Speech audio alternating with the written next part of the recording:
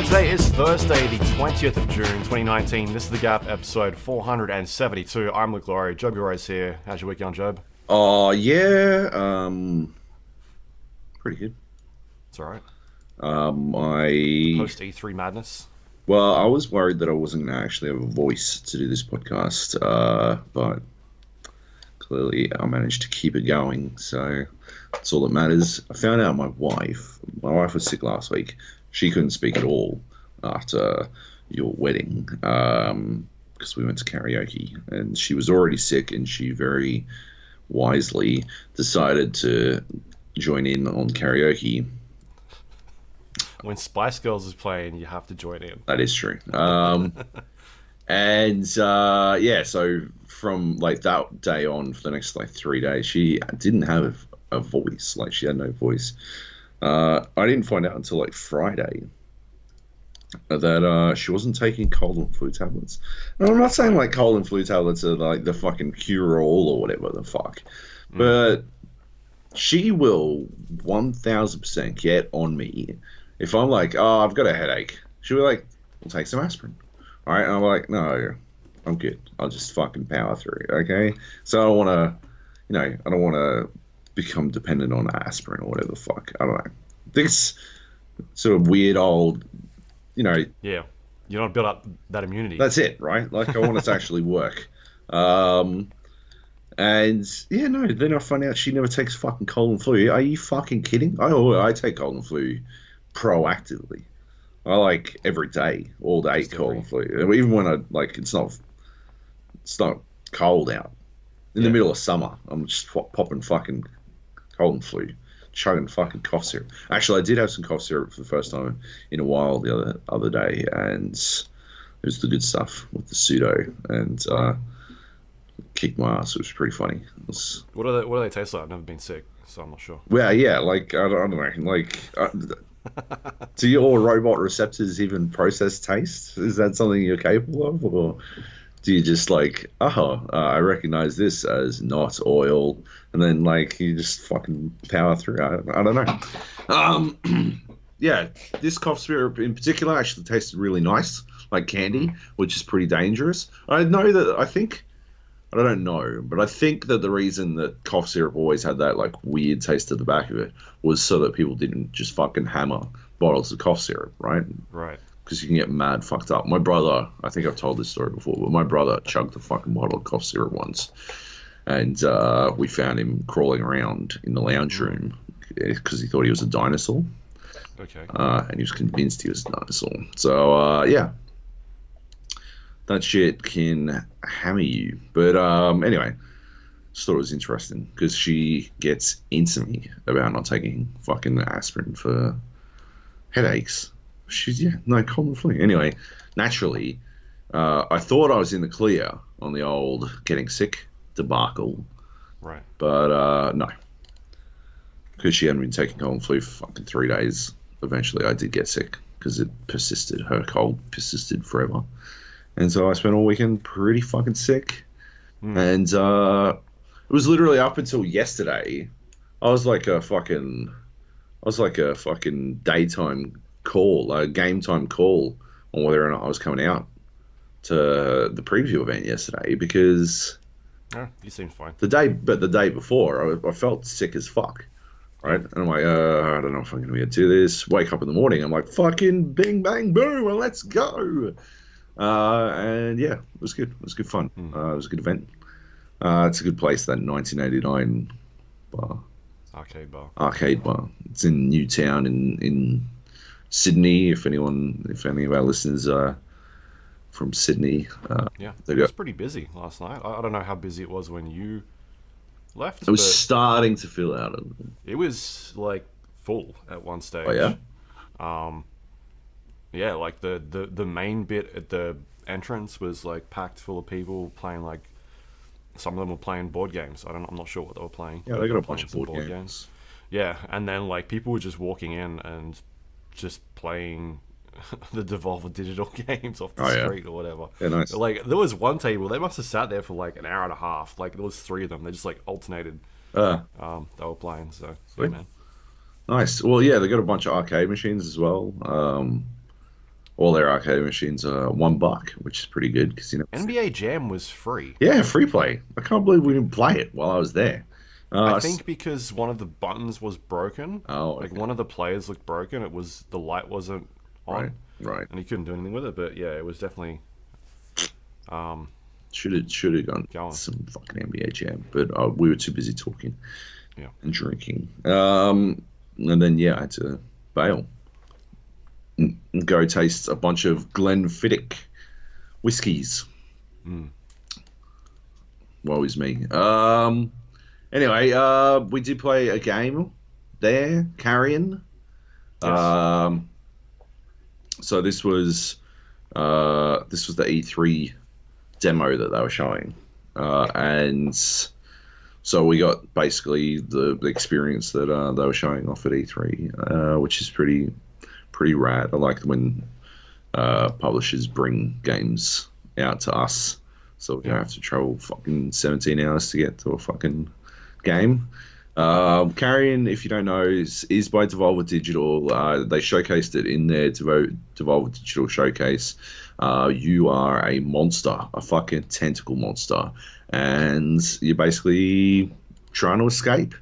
It is fucking brutal, utterly brutal, and like it feels real good to play. They did such a spectacular job in making you feel like like the locomotion of the carrion beast, I guess, whatever you're called. I didn't really dig into the fucking canon of the game, but I think it's a bit of a mystery as to whether or not like it's an alien or yeah, if it's something that's like created in a lab. yeah, Yeah. probably something that you work out while playing the game. But yeah, whatever you are, you're a tentacle monster, and yeah, the locomotion of the monster itself is fucking spectacular. And I think what I got from the trailer that they showed in the showcase Mm-hmm. is that what they were trying to do is reverse horror. So you are the monster, basically. Yeah. And yeah, it fucking works. I mean, there are moments in that game where you straight up feel like a fucking monster, where you 100% feel like you're a fucking monster. There are a couple of moments, like most of the time, there's humans scattered about these levels and you're moving through them. It's sort of like a puzzle platformer, where you're moving from like zone to zone and trying to work out specific things to like carry your way all the way through the level. So there's traps and stuff that you have to navigate around and that kind of stuff. The whole time there's a bunch of humans because you're in sort of a lab that you're trying to escape. There's a bunch of humans in this lab, and they're doing human-y things. You know, they live, they love, they learn, and some of them have guns.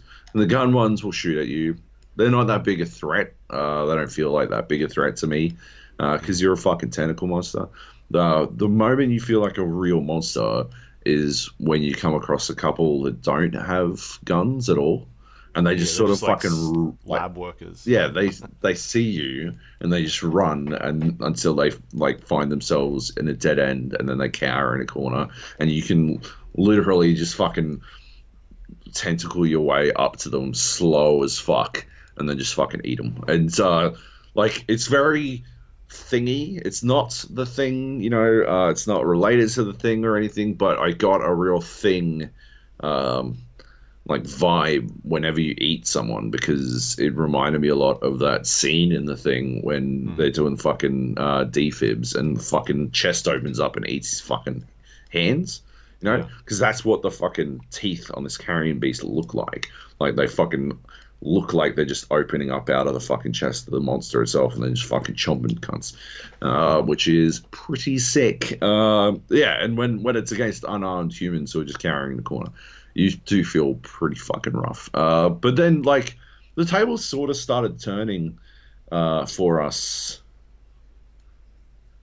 later on as, like, the weapons got hard, like, more and more powerful. Yeah. powerful. But I don't know how much we're allowed to talk about, so I won't detail that stuff too much because there was the build was a bit weird, and so yeah, Yeah. there's some stuff we have to dance around. So Yeah, it is. I mean, it's like it seems like we could have just kept playing. yeah, So, um, because we were playing for quite a while, we've yeah, it was a hit. It was absolutely a hit. Everyone who played it had a real good time with it. The idea of reverse horror, I think, is really cool. It's because it's something that I don't think we've seen explored all that much in games. Like, I try to think of the games that where you're the monster type thing, and it's hard to really envisage most of the time because I think it sort of goes against the power fantasy concept. You need that build to power. And so if you already start off as the menace, then the build to power is kind of complicated. I guess what was that fucking game that was like Limbo that everyone fucking loved where you turned into a blob at the end? um, I know the one you're talking about, Yeah, but I can't remember it. Was it made by the Limbo people? maybe. I don't know. It was very similar to Limbo though. I was not a fan, but yeah, there was the sense that you were playing the monster at some Inside. point. Hey?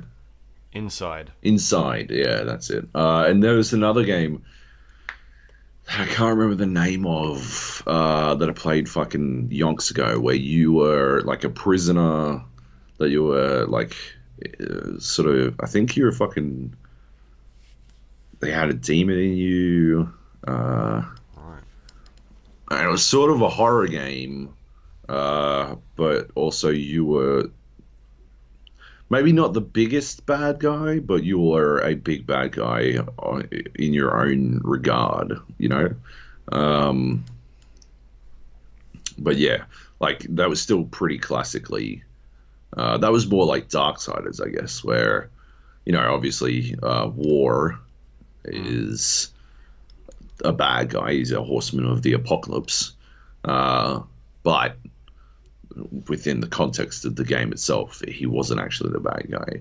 In Carrion, you're the fucking bad guy, right? Like straight up, you're a fucking monster and you're doing monster shit. That's it. Sure. Otherwise, yeah, most of the time, if there is a monster game, it's something like Dead by Daylight, right? Like where Luke is the scariest killer of all time, and yeah, like that's basically it. That or what was that fucking that free to play game we were playing?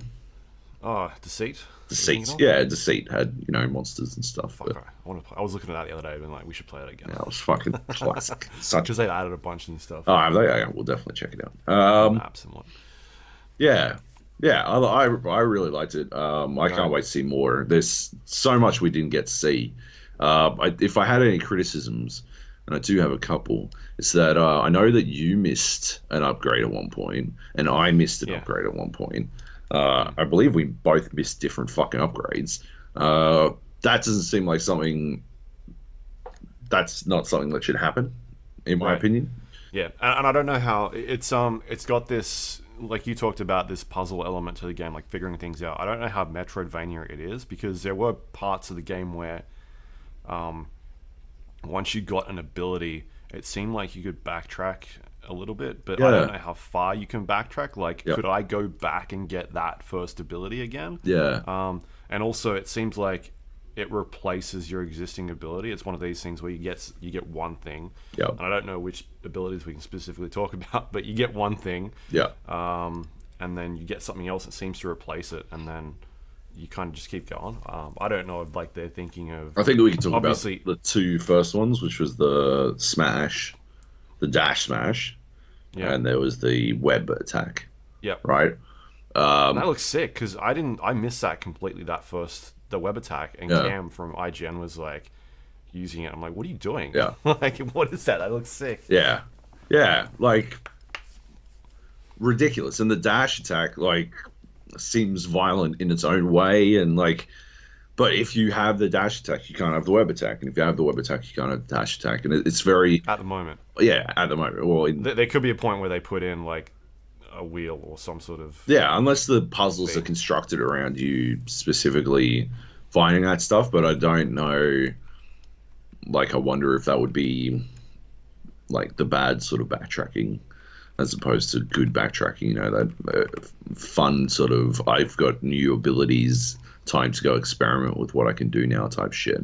Uh, Backtracking just so you can go get an old ability so you can Hmm. get through a puzzle. That's not good. Yeah, Yeah. We didn't talk about like sort of how the movement works as well. You pretty much like at the start of the game you are this tiny blob yeah, that's like a glass laboratory container that you break out of, and then as you progress through the game, you are eating people and getting bigger and bigger, yeah. and getting more hit points, Mm. health points, and each screen is sort of set up. Whereas you kind of think of it as if like I don't know, you were a spaceship. And so whichever direction you kind of move in, like you will go in that direction, regardless of like what's on the screen. Like you can move anywhere because this creature will kind of just use its tentacles to grab onto like objects and like crawl its way up in the world. So it's not like a platformer. You're more just like freely moving around the environment. Yeah, you're not jumping from platform to platform. You are sort of, yeah, free to go wherever. You can't go anywhere. I mean, you are stopped by walls and shit, right? Like, Yeah. just to clarify. But And yeah, there's like ventilation shafts that you can kind of crawl into and then in like like break one. the blob will like sort of like squish itself out to get through the fucking vents and stuff like that. Like Hmm. it deforms to fit the space that it's in and stuff like that, which is really fucking cool. Yeah. Yeah. So like in terms of movement, it's pretty easily like manageable. Oh, Like it's so easy to pick up you and just play. it's really good in that sense. The bits that I was having problems with was correctly trying to attack certain people sometimes when there was objects in the world. Like you'd sort of have a dude with a gun standing in front of you, and you'd accidentally like pick up a grate or something that was near him, or you go too far and pick up something behind. Trying to send your tentacle out to like chomp his fucking head off, Yeah. but instead you, yeah, flick Or something. there's like two people standing there and they don't have weapons, but the guy behind them has a weapon, and you're trying to grab the guy behind, but it's grabbing the other two. Just like a couple of bits like that where I don't. Maybe I just need more practice with it one more time, but it felt like I was struggling to get the correct person. Yeah, Like maybe it wasn't. I don't know. Like clinging on to the correct like snapping to the right person that I wanted to. Maybe it needs to be a bit more forgiving or something. I don't know. yeah, And the UI at the moment, I think it needs a bit more work, which is mainly like obviously this game is very early. It's not out until next year. I think it's only been in development for maybe this year, maybe early last year. Sorry, late last year. yeah.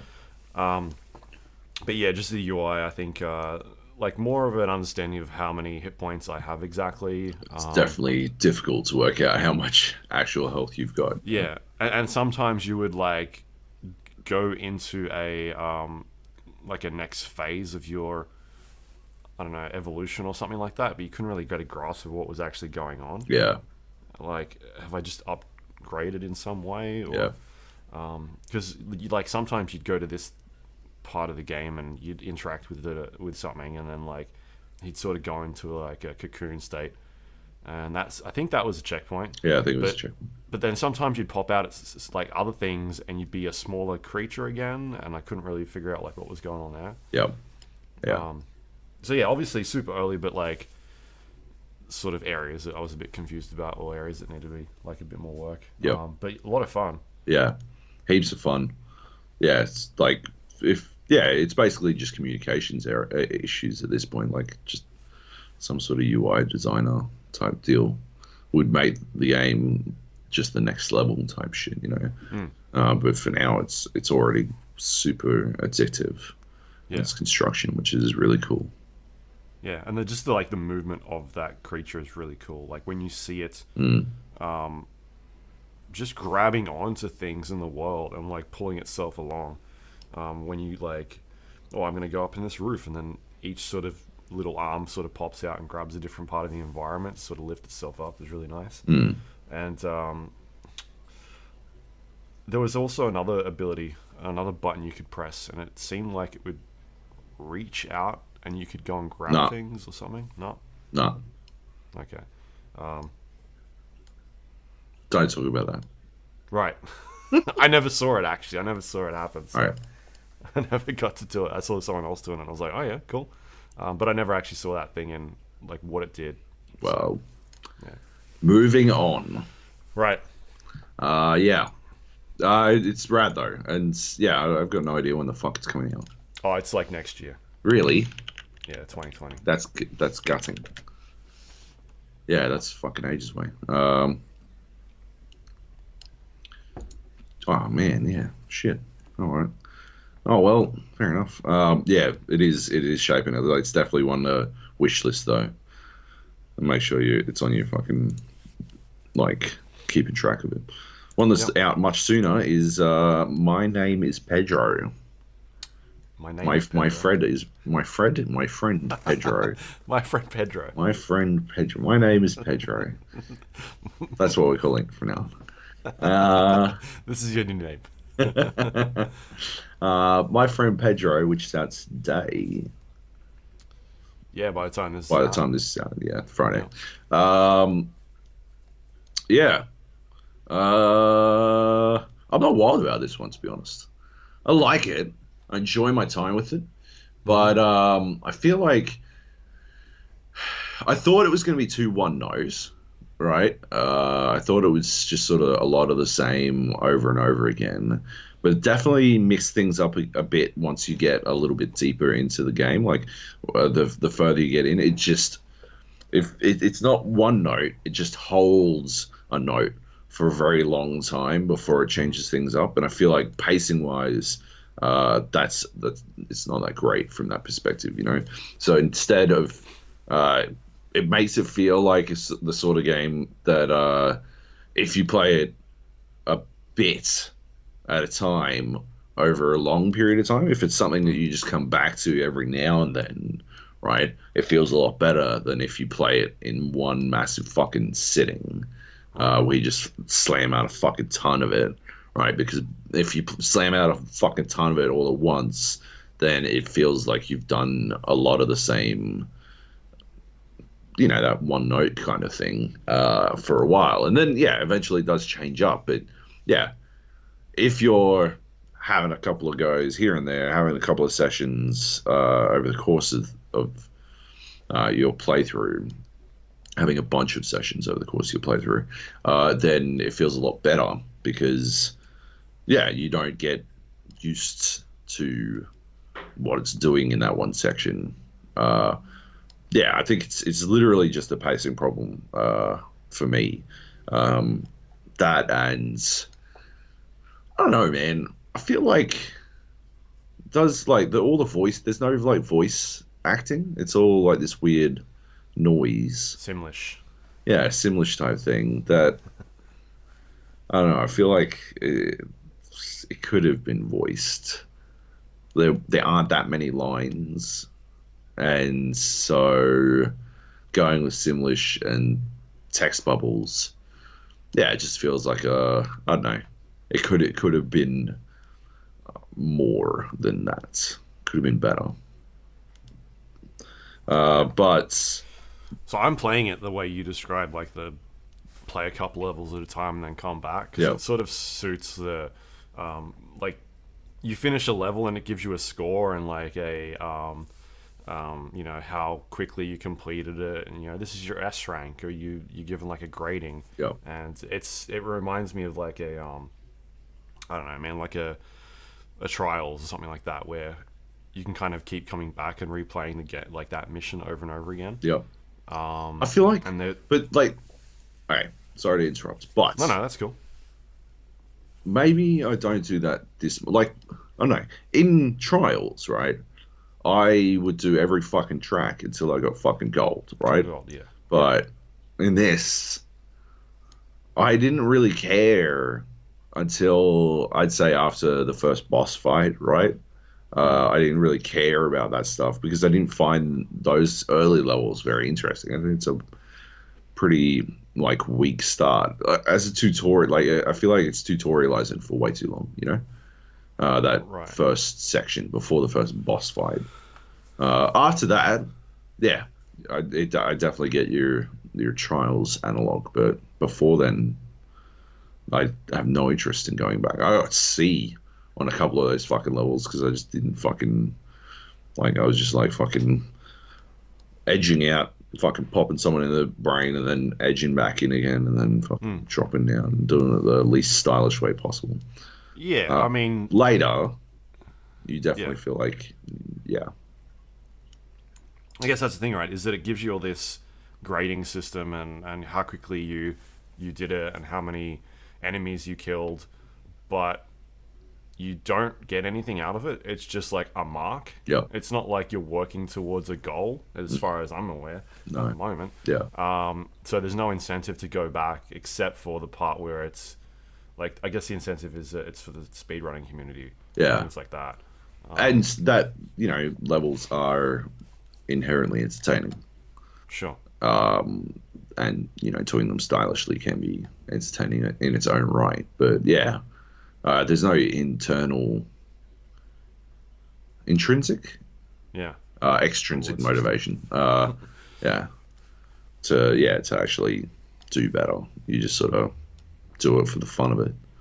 Hmm. Yeah, So yeah, the combat is it's very like hyper stylized, I'd say. yeah, It's a like a 2D platformer game where you run around with guns in your hand and like um, I don't know, gun fu yeah. movement where you're flipping around, shooting people, slowing down time, knocking over tables, using them as like a barrier to defend yourself, kicking people in the face, or like using objects Nice. in the environment to hit them up in the air and then shoot your weapons at them. Like that, you can get a pan and kick it up in the air and shoot the pan, and like bullets reflect off of it and will hit other enemies.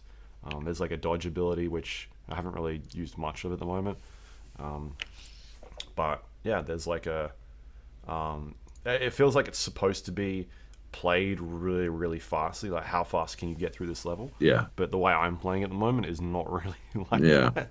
I'm just sort of working my way through the level at this point. Hmm. Yeah. So I don't know if like So that'll change up later on once you finish it. Maybe it opens up something else. Um, but yeah, I'm just sort of playing it to get through each level, and I'm not doing it like in long sessions. I'm sort of playing like 3 or 4 levels at a time, which are like, I don't know, 5 minute chunks. Like each level's about 5 minutes, and then I'll jump out and go on to something else. But yeah, yeah, that's a good way to play it.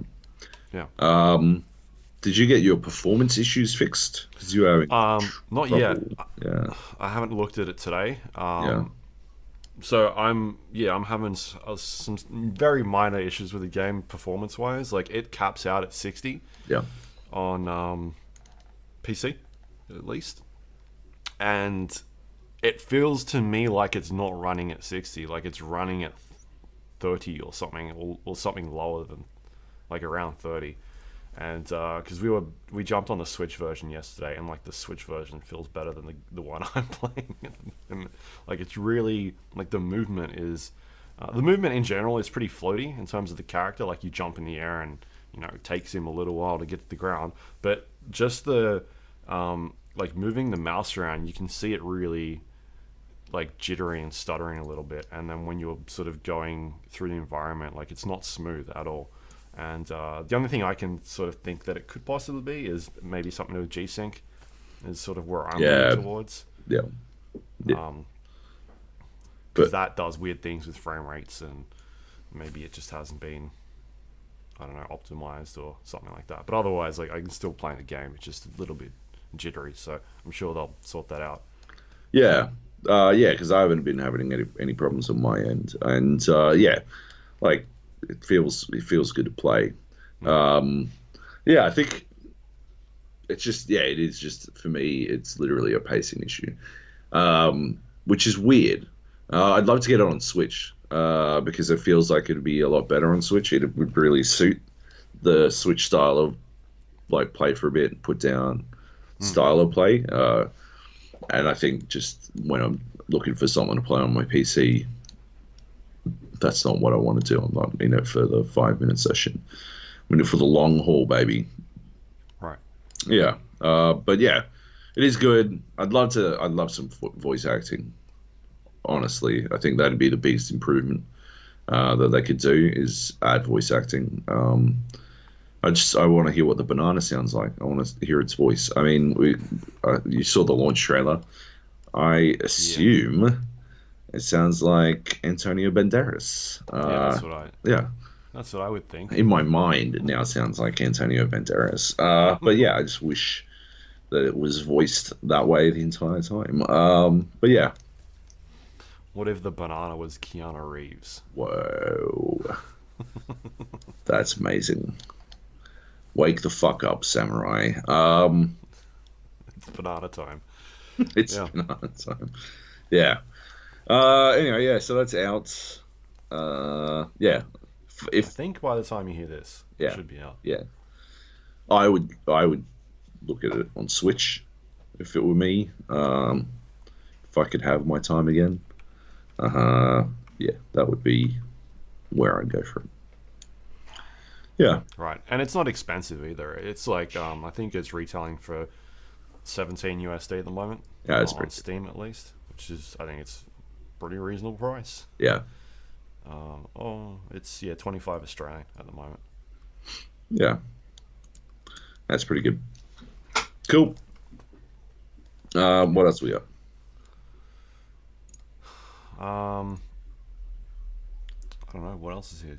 Duck season? What is that? Duck season. Holy shit. Remember last week when I was all like, oh, you know what they should do is they should release old school fucking Lycon games in virtual reality. So I'm just sort of pretending I'm playing a fucking Lycon game in virtual reality. Well, Duck season is exactly that. Fucking Duck Hunt? Yeah. Yeah, it's that. Except instead of sitting in front of the TV and shooting ducks with a Lycon, when you start a level, you're transported into the game world and you're inside the TV to the extent that in VR you can actually turn around and look behind you and there's you sitting in front of the TV and you're looking outside of the TV. Yeah, it's pretty weird. And then you shoot some ducks. And when you're inside, you don't use a light gun. You've got a shotgun. And you got to like fucking shoot it with your shotgun. And yeah, it's phenomenal because it gets really fucking weird. It's got all these like VCR tapes that you can put in, and you can watch all these different VCR tapes. Like these soap operas, and there's one called There's No I in Iowa where dude like sings a song that it's like nothing I've heard before. It's beautiful. It's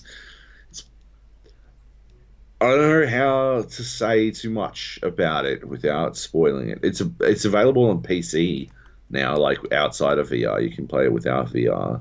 Right. I cannot imagine why you would want to do that. It's probably easier to fire the fucking shotgun without VR, but apart from that, I can't imagine why you'd want to do it. VR feels like it's a huge part of the experience. Shit gets pretty bananas. Super bananas. I finished playthrough 1 of 7. There's 7 different endings to this Duck Hunt game. Yeah. You've got like all kinds of stuff. I got an achievement for throwing a videotape and hitting my mum with it. She brings you like bananas and toasts, like cheese toasties and like pizza and all kinds of stuff. Yeah, I can't say too much more without spoiling shit quite significantly, but think, what was that fucking Frog Fractions? Yeah. Think Frog Fractions. But in VR. But in VR. And with the Duck Hunt game. Yeah, extremely weird, very worthwhile, super entertaining, quite funny. Okay. But yeah, check it out. Nice. Yes, and yeah, I'm playing it again. I'm playing my second playthrough on easy because the the tricky part. I played it on medium originally. I didn't have any problem hitting the ducks so much, yeah, but the problem I had was it's a pump action shotgun, and you've got a pump. But I felt like sometimes my hand would like not be attached to the pump. So when I pump, right, like pull you've got your fucking controllers, got your fucking Vive controllers sitting there. You've got like one hand holding the shotgun, and the other one is with like holding the fucking pump, and you pull it down Mm. towards the other, right? Just sort of like pull them together to pump the shotgun. But for some reason, I felt like my hand wasn't always necessarily holding onto the fucking slide or whatever the fuck you call the pump, right? Wasn't holding onto the fucking pump. And so I wouldn't actually pump. And so when I try to fire again, it wouldn't fire because I hadn't fucking pumped the other shell out. What I think would be a significant improvement is if when you were pumping, you had to hold onto the fucking trigger to actually grab the pump, right? And then it wouldn't matter if you like threw your hands apart, right? As long as you still did the pumping motion while holding the pump, right? Mm. It would work, right? That would be fantastic. But yeah, instead you don't actually grip the pump at all. You don't have to hold the fucking trigger on the pump hand. You just sort of fucking move your hand down. I guess I don't know.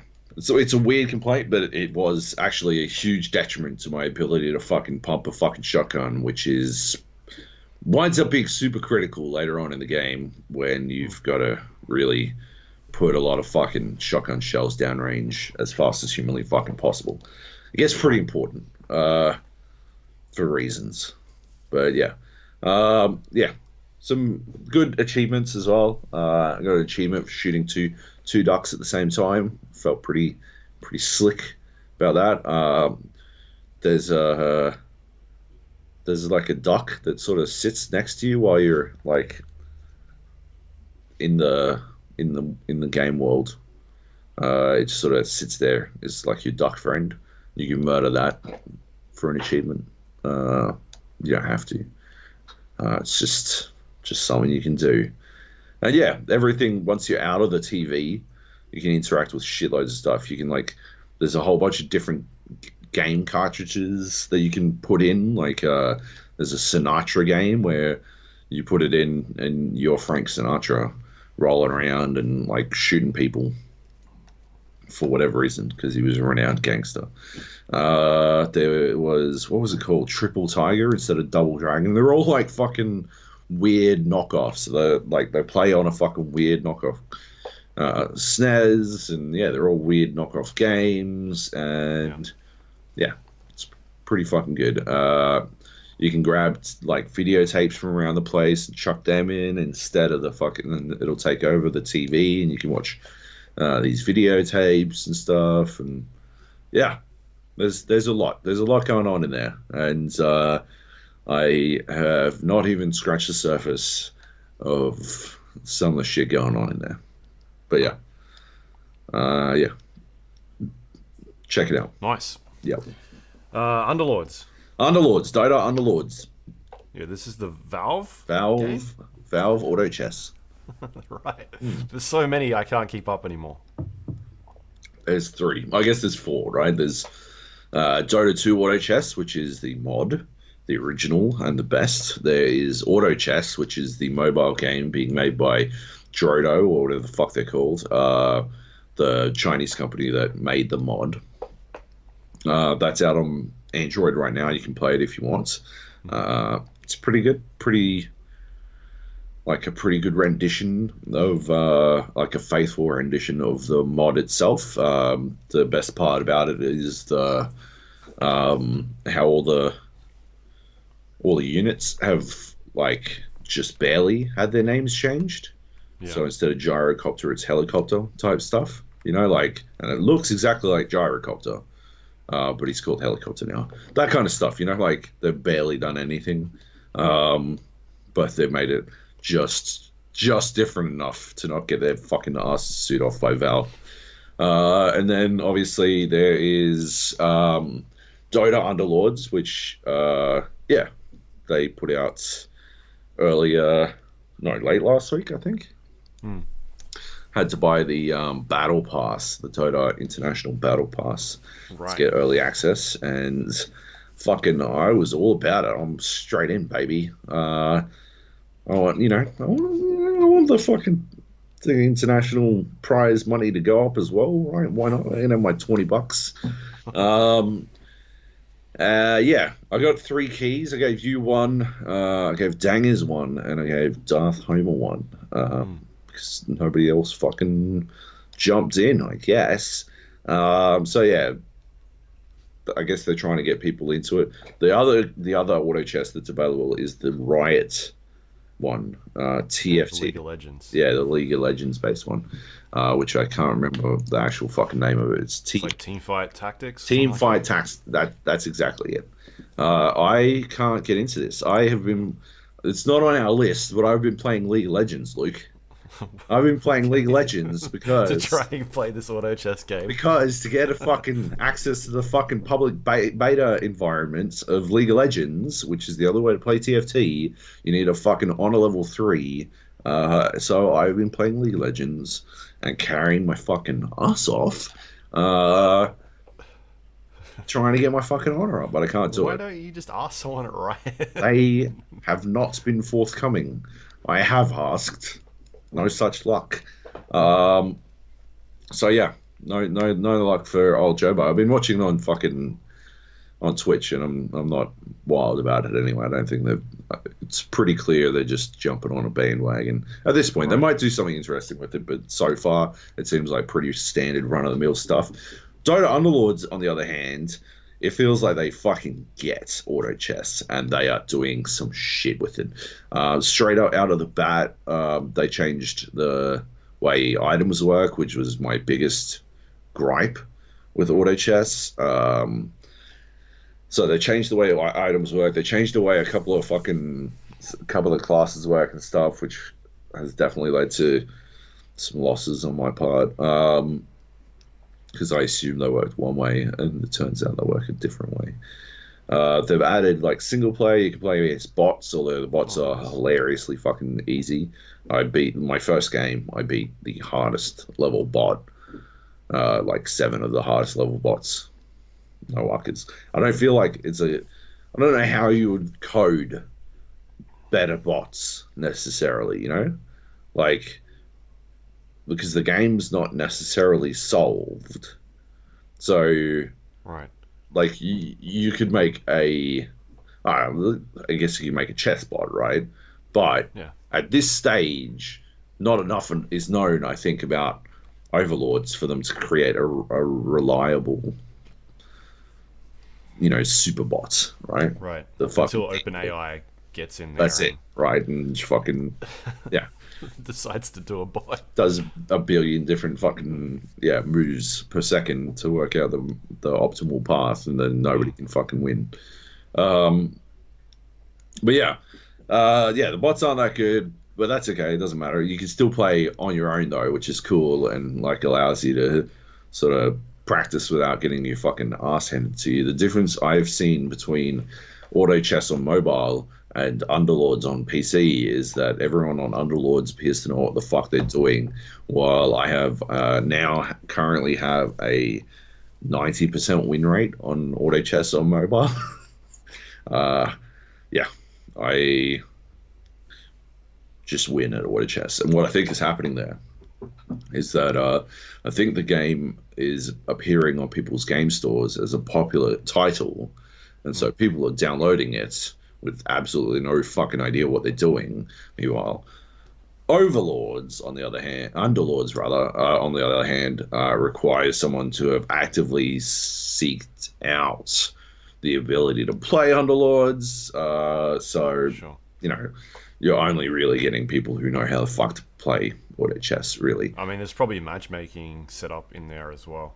Yeah, maybe. I haven't played it. Well, I don't know. I would hope that me pantsing the fucking good bots didn't automatically dump me in a fucking pro queue.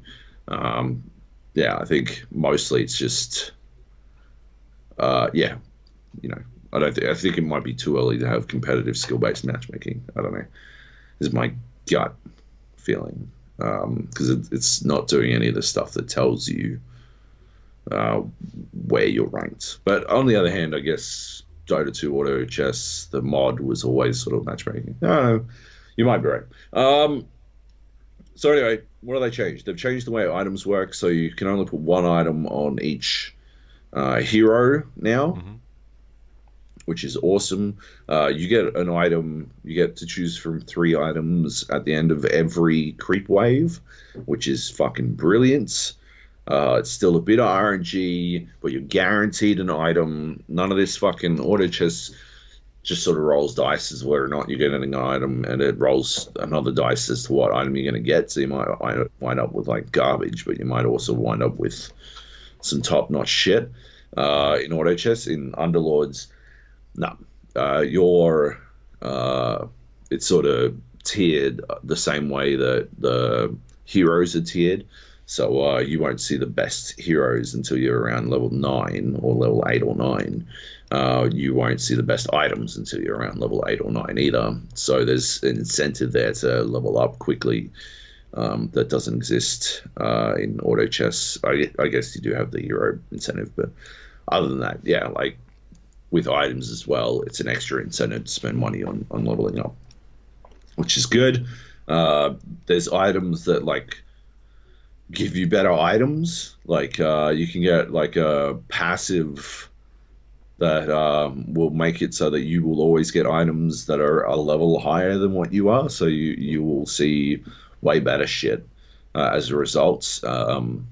Yeah, like there's a lot of really cool, interesting items that allow you to do a lot of dynamic, interesting shit. Like you really have to think about what you're like, how you're using these items and stuff. I had a passive where warriors would continue to fight for 2 seconds after they died, Hmm. which was fucking massive when I had six warriors on deck because suddenly all of my warriors were like tanking damage while for 2 seconds where they literally couldn't take damage because they were already dead, just freeing my casters up to do even more shit. Some of the itemization stuff, there's a like a Mask of Madness or something, I think it's called. Yep. Um, and I had the hook guy, Pudge. Pudge. I had Pudge.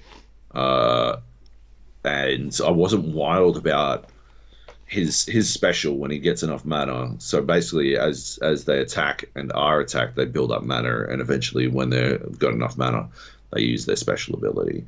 His special ability hooks someone like I think it's the furthest enemy character. He'll hook the furthest enemy character and drag them over to you, which is fantastic if you're in a situation where that's helpful. But I was up like playing against a bunch of assassins, and so all he wind up doing is hooking an assassin over to himself and then fighting two people at once. He'd be mid fight with someone, hook an assassin over, and then he'd have to fight the assassin and the other person. The assassin almost always wins when it's in two versus one situations.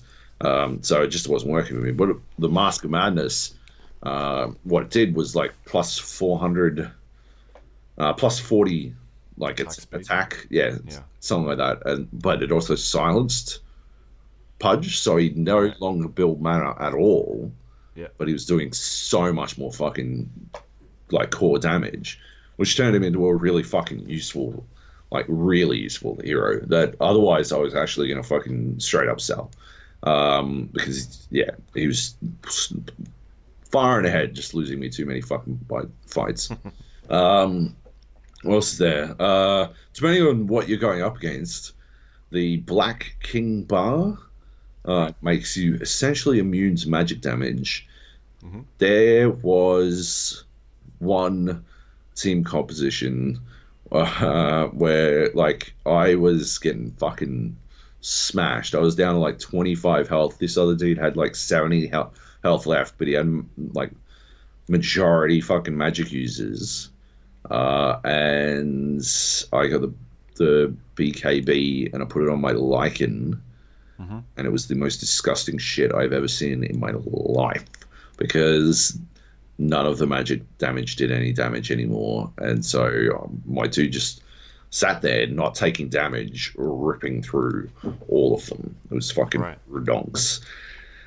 Like he was taking a bit of damage. I think they do like a percentage of physical damage still, but yeah, like it wasn't nearly fast enough. And this was a team composition that that everyone had gone up against and been fucking disintegrated in seconds.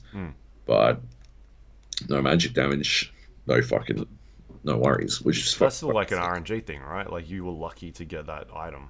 well because I was lucky, yes.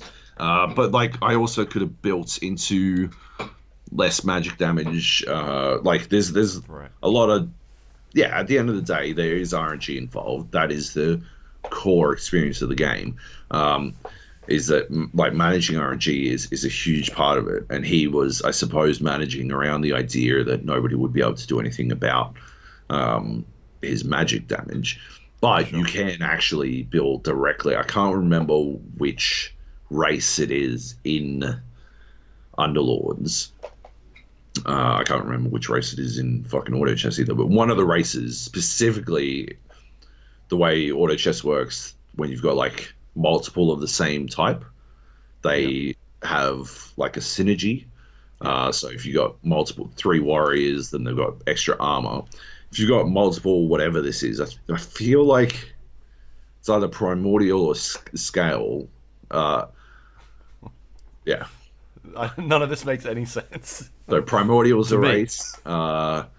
And yeah, they've changed. Like this is not, it's not Dota related, but this is not Dota terminology. I'm here. No, but primordials are what's the wave, the water dude who like becomes a water thing that spurts around and shit. Morphling.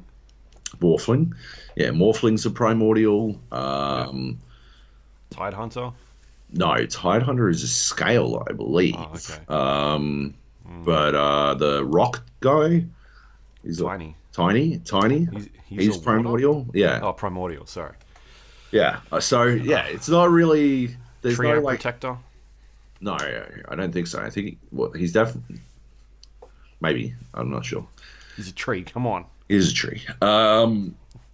Anyway, so it's either primordial or scale, and scale is like Medusa, Tide Hunter, other scaly ones. Who's that? Slark? Is it Slark? Yeah, Slark is a character. Yeah. So yeah. Anyway, one of those, right, gives you a synergy that specifically negates magic damage. So if I hadn't gotten BKB and if I had felt like I had more than fucking 1 round left, and I probably didn't against this dude, he was like literally melting people and still had like 10 people on deck. So you were losing 20 plus damage against him every time you fucking faced off against him. If I'd felt I had enough, right, enough time, then I could have built into this thing. As it was, all he had to do was because I could only keep 1 person alive. Everyone else was still getting fucking melted, but Lycan was able to fucking shoot through everyone. Yeah. As it was, it just bought me a little bit of time. It didn't buy me enough time to reconfigure my entire fucking team. But it is one of those things that you need to sort of fucking keep in the back of your mind. You know, the power of magic is something you can only negate by building directly with those sorts of things in mind. So you want to keep some, if it is scales, then you want to keep some scaly people in the back of your mind, you know, and make sure you can build towards that in that direction. That sort of stuff, you know, and I think that's part of the really interesting late game is that ability to reconfigure your entire team. That game in particular was a game where I was getting I had a really strong start because I went all warriors, So I got 6 warriors straight up, which is like plus 10 armor. Um, and then I started getting fucking destroyed because everyone sort of played around me because I was still on 100% health and everyone else was like dropping towards 70. So everyone was reconfiguring so that they would actually be able to win in the battle against me because that was the only one that they were guaranteed to lose at that point. And so once they had all done that, I was then losing fucking games en masse. Like I was losing fucking every game, every match. So I had to reconfigure my team so that I would be able to fucking do anything at all. So I picked up Yeah. some druids and I focused on my racial synergies so that I could keep warriors and druids. They changed how druids work from auto chess to underlords, which took me fucking ages to work out. I fucking straight up lost the game just trying to work out how the fuck that worked. In underlords and regular auto chess, if you've got 2 types of druids, you've got treant, protector, and like a centaur chick. Any thoughts? Centaur. Enchantress, maybe? Yeah, there's an enchantress. Oh yeah, okay, yeah. Yeah. So if you There have is centaur as well. right, but That's centaur, the chick. right? Treant, protector, and enchantress. If you got them both on the board at the same time, and you add, normally you need like 3. You'd need 3 lichens to go from 1 star to 2 star lichen, right? But if you've got 2 types of druids in auto chess, you've got treant, protector, and enchantress. You can add 1 more, so you only need 2 Yeah. to level up. That's not how it Right. works in Underlords. Instead, you still need 3 of every single character to upgrade them to the 2nd star. But if you've got 2 of each type, if you've got 1 of each type of druid, I think there's only 4. I've only seen 4. Then the 2 lowest star druids will be upgraded to the next star rating, which means that you wind up like if you can get a single like 1 lone druid and who's the other one? Fucking another tree kind of guy. Oh, whatever. Nature's prophet. Is he in the game? Maybe is he like a bird dude with No, staff? he's like a. Yeah, I guess so. Yeah, Yeah. yeah. Let's go with bird dude with his staff. Bird dude with the staff. That's nature's prophet. Yeah, that is him then. Yeah, if you get 1 of those and you've got like a 2 star enchantress and a 2 star tree guy, then yeah, you're fucking sweet, baby. Like, because they will be, even though you've only got 1 of each of them, they will be upgraded to 2 stars immediately, which is fucking huge. It's a huge fucking boon for your team because you've got like fucking instant. And if you can get everyone up to 2 stars, it will randomly select 2 of those characters to be upgraded to 3 stars, which is again a fucking massive deal. So druids wind up being super powerful later on in the game. It also helps that enchantress heals people fucking constantly, and treant protector, I think, or maybe bird dude with staff. One of them summons trees. Yeah, nature's prophet summons trees. Yeah, he summons like trees to come help and shit, which is fucking Yeah. sick. Yeah, you can do some mad damage. His lone druid turns into a bear. Is that what he does? Yep. Yep. I nailed it. I remember lone druid because he's a druid, and you only need 1 of him. Sort of explains itself. Anyway, Underlords. Yeah, it's fucking great, man. Like they've done such a good job with it. The UI could use a lot of work. They clearly busted it out real quick so they could sort of steal some of Riot's thunder. But like, well done. They did a fucking good job with it. What I really want to see is at the moment it seems like when you upgrade from 1 star to 2 stars, 3 stars, the model gets bigger. But I know for a fact that Dota has all kinds of fucking skins and stuff. And in the mod, they sort of changed into a prettier skin when they got like higher star Right. level. I would love to see that. I think that's such an important part of it to me is that upgrade, like that visual representation of their increased power. Because it wouldn't have taken me so long to work out what the fuck druids do in Underlords if they had visually changed when they upgraded themselves for the next level. The other thing that would have made it easier is if it wasn't called if there wasn't a fucking character in Dota 2 called Underlord, Yeah. because searching Dota 2 Underlords is function the same as searching Dota 2 Underlord, and all you get is fucking hero guides for fucking Underlord. Um, Yeah, it's a bit of a weird, it's odd. Yeah. strange name choice. Um, Yeah. what's the tutorial system like? Is there one, No. or is it just bots? Bots. You just play against bots, and the game doesn't tell you what to do. I believe so, yes. So it's like original Dota, then, basically. Yeah, maybe. Actually, to be honest, I don't remember what the tutorial's like. Yeah. Because I think I just skipped through it. Because I know what I'm doing. Hmm. It might have even told me how fuck druids work. But I skipped through it, so I don't know. I think it was just bots. But yeah. It's easy to work out. It's easy to work out and very difficult to master. Underlords is, I reckon, probably the trickiest way to fucking do it because it seems like everyone has at least some fucking idea of what they're doing. So my win rate in Underlords, I would say, is about 10%, maybe a little bit higher. But yeah, in auto chess, where nobody knows what the fuck they're doing, it's significantly higher. Auto chess has a halfway decent fucking tutorial, actually. It's pretty impressive what they've done with that, considering how bad I thought everything except for the actual gameplay of fucking auto chess the mod is. Hmm. Yeah, I'm surprised at how professional auto chess on mobile feels. But yeah, anyway, that's that. Right. And so is this? I'm just reading up on it now. Uh, are you playing on mobile as well, or is that not out yet? Not out yet. Right. Okay. So that's later. Yeah. Because it says here, once open beta begins, Dota Underlords will be available to everyone free on Steam, Android, iOS. Yeah. The team will be enabling new features, including ranked matchmaking, Right. crossplay, All right. which Cool. that's pretty cool, Yeah, that's good. and then shared progression across those Yeah, different nice. devices I just mentioned. Sweet. So you could play on your PC, Mac, iOS, and like it's a shared account. Yeah, sweet. I'm about it. That'd be cool. Yeah, it sounds smart. I watched one game the other day. Yeah.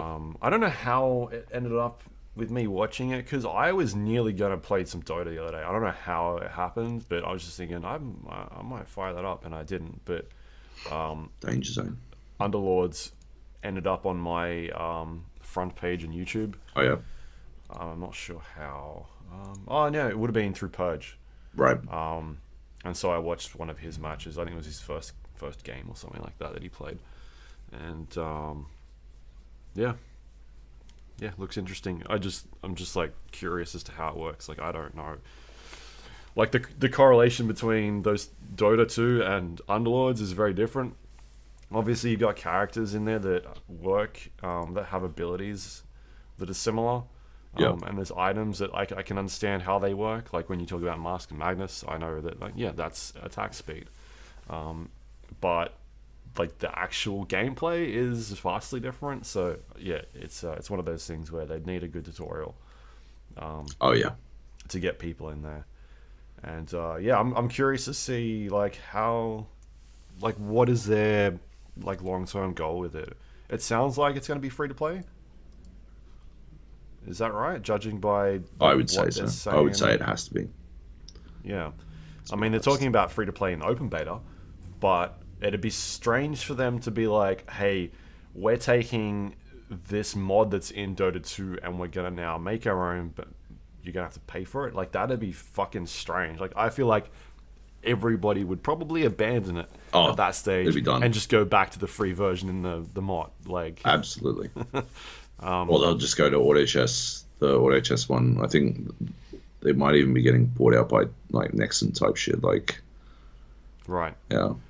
And then like you talked about some interesting things with skins, Mm. and like the other game pulling skins from like existing assets. Yeah. What ends up being like Underlords, like progression in terms of money, or like how they, what's the economy behind the game? What are they planning on doing? Is it going to be skins? I'd And then say if so. so, do they join between the two games? Like, can you bring your skins in from the other game and you can use them in here? It's like this weird thing where From which I other think they've got themselves in Dota? a weird spot. Yeah. Surely not. Surely it's independent. Really, I would think that No. if you were buying skins in one game and they're using shared assets, that you'd want them to be like mutual for both the games. You'd want it to, if you bought a skin in Dota 2, then you'd be able to use that in Underlords or something like that, unless they're completely separate economies. And yeah, I'm just curious to see like how they end up monetizing the game. Basically, what they're gonna do. Yeah. Well, I mean, yeah, I think that's very is a really critical part of how it survives long term is working out how it is monetized. But yeah, I got no idea honestly. I think it has to be separate to Dota, and beyond that, yeah, I think they can do whatever the fuck they want. Yeah, the mod was monetized Right. through skins only. Hmm. I think that's the only important thing is that it has to make sure it is 100% like never any gameplay impacting sort of shit. But that's it really. That's the only thing. Yeah, I don't know, Yeah, man. fair enough. Like it seems to be doing pretty well. Yeah, It's got a, you know, all-time peak of 35,000 people, yeah, which is decent. I not mean, you bad, compare that to Artifact. I'm looking now, and their all-time peak was 60,000. right? But Um, but that game actually released, and this has been a pretty limited Trial, yeah. trial beta type thing. So yeah, um, yeah, That seems to be popular, or at least like the things I'm hearing about it is that it's at least good. yeah. I wonder how it's going on Twitch versus. Oh, Teamfight Tactics is smashing 112K. It's the most viewed game on Twitch at the moment. Yeah. That's interesting because I don't think I'm not a fan. Um, Underlords is at 4.4K. Oof. Oof. Hmm. Big oof. Yeah. Oh, still, Yep. the Forest has 60. It is like in the top 10. Someone's streaming, someone big. Must be. Yeah. Yeah. Anyway. All right. Cool. All right, moving on. Yeah. Yes. Yes. Yeah. Talk about Apex. Let's do it. Um, we mentioned last week they're doing some sort of in-game storytelling. Something weird's going on. The Leviathans, the big creatures in the maps, were moving around. Yep. Um, one of them ended up down the bottom near the shit. I forget the name of it. Where all turbines are. The Um. south end of the map. Why have I blanked? Oh Um. man, I'm bringing it up now. Water plant. Water Water treatment. Water treatment. treatment. Water treatment. Yep. Water treatment. And then Fuck, we're eventually good. moved This up. is the best podcast. It's so good. We are on point. We're so on point. And then it moved up towards like airbase, and eventually it sort of settles itself in between airbase and runoff. There's uh, it's like moved in between those two locations and sort of facing the island now, facing the map. And that's pretty much all that's happened in terms of the Leviathan. But over the last 24 hours, we've got dragons Yeah. showing up across the map. Is that their official name, or is that No, they're something people... flyers. They're called flyers. Right. Which are these flying creatures that have just like shown up on the map, and when you kill them, you get a loot box or a They death drop a box. death box. Yeah. Yeah. From and the name of the death box is somebody in your friends list. You Yep. don't have any friends, and it's a developer, which is a nice little Easter egg thing. Yeah. But they've got items in them. Yeah, they're full-blown death boxes. Like, if you can land on one, you can get decent gear up immediately. Like, not great gear. I haven't noticed great gear, but like I walked away with was like a blue shield and Mm, a weapon like straight away. I don't know if it's like taken from the death boxes pool of like what your friends have been what carrying they've or something. had or whatever, but yeah, like it seemed like the sort of shit that you would have on you when you died sometime, Sure. which is pretty cool. Um, yeah, it's an interesting little adjustment. I don't think it's anything major. It's not a huge deal, in my opinion. It's not a big fucking change to the game. It's just interesting little, yeah, change to how you treat the early game. Because if you can land Yeah. on a fucking flyer, it drastically changes the value of a fucking loot area, Mm. which is cool. Yeah, Yeah, I'm curious if this is going to be like a long term thing or it's just a seasonal event right. leading End up of to season event type thing. yeah whatever happens in the next 2 weeks The with season the two. monsters, yeah. I'll be interested as well, but I think it's cool. It's a cool little change. Yep. We had some good games. We had back to back wins yesterday during lunch. Yes, which is cool. I haven't had a win for a while. I've been a bit shit, a bit off practice, out of practice. So yeah, it's good to get some wins. I wasn't even like the fucking dead weight in those games. I felt like we were all pretty even in our carry potential. There was, that one game where Kleb got fucking, was it like 900 fucking damage. 800 damage or some shit, but like 2 kills, and you and I both got fucking four apiece with significantly less damage. Classic. Yeah, I did. I think it was 4 kills, 401 damage. Right on. Perfect. And there was that other game where I think you did the bulk of the damage, but we were still all over 400 damage. Hmm. Um, which I think, if you do more damage than an entire fucking squad of people, and I feel like you've carried your own weight, you know? I think if you can do more than 100 damage, you've at least made up for your own deficit. But yeah, if you can do an entire squad's worth of damage, then you're doing Yeah. some shit. You're doing some work. Hmm. Which is, yeah, it was good games. Yeah, I don't think there's that much to say about it. They released, I don't know if you saw, they released details of the weapon update. Yeah, Uh, I got that open. yeah, so Johnny Bravo was talking about it on our Discord.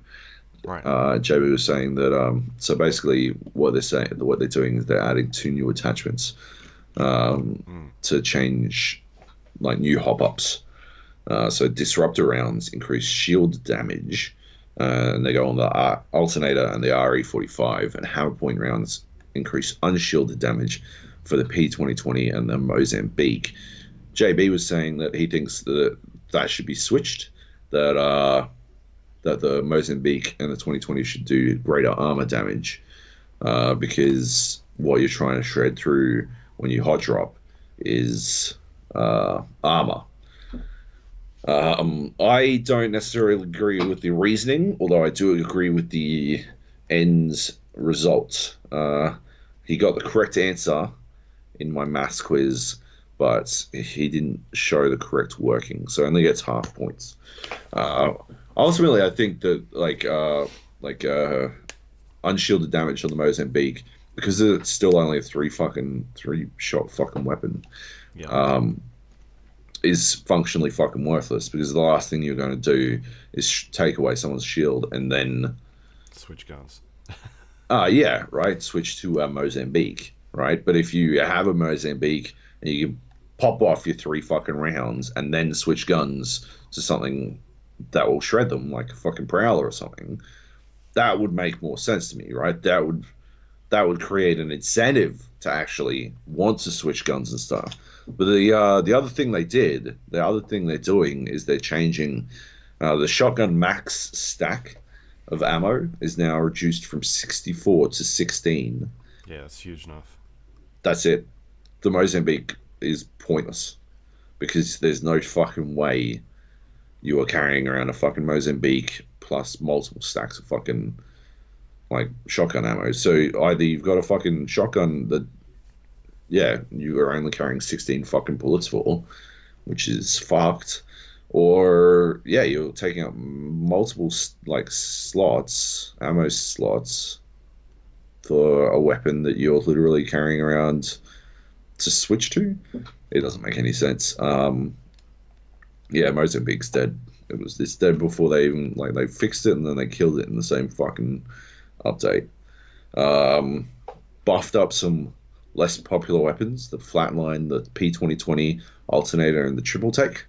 I really like the flatline.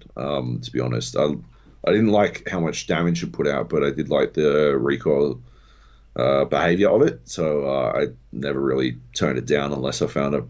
I was always really happy to carry a flatline until I found a prowler and my hop up for it because I love the fucking unlimited fire on the prowler. I just think it fucking punts. Yeah. But I'd never like if I didn't find a prowler and I was just rocking a flatline. I was always kind of okay with that shit. So yeah, I'm looking forward to that being fucking updated as long as I don't fuck with the recoil pattern. Yeah.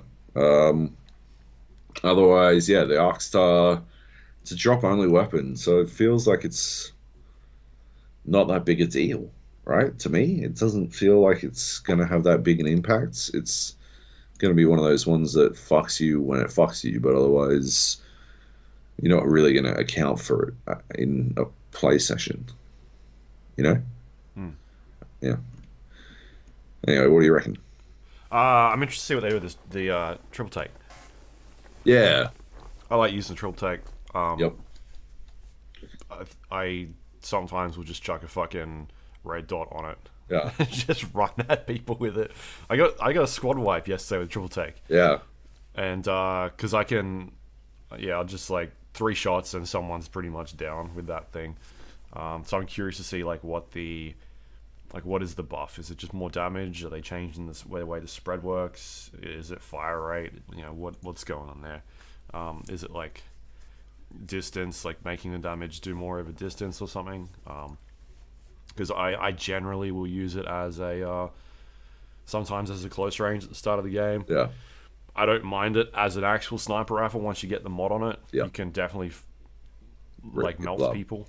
Yeah. In a couple of shots. Like if you get hit by one of them with the mod on it, you'd fucking know you've been hit. Oh yeah. Because it takes so much damage away. Mm-hmm. Kraber, I don't tend to use only because it's one of those things where, if you miss a shot, it just takes so long to reload. But I'll carry it around occasionally.